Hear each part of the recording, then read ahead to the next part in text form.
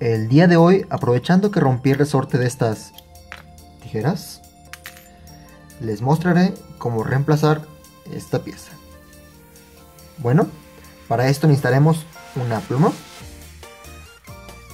un martillo y un pedazo de madera en el cual apoyarnos.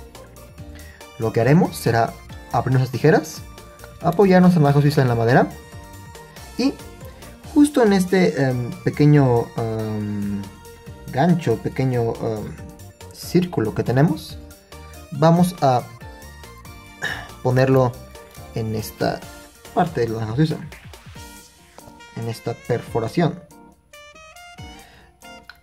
Lo ponemos sobre él y pondremos la punta de nuestra pluma en ese agujero. Acomodamos todo bien y tomamos nuestro martillo y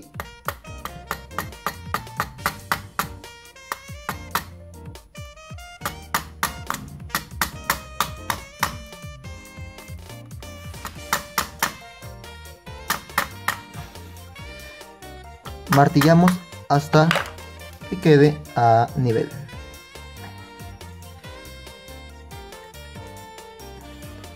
De este modo hemos reparado exitosamente nuestras tijeras.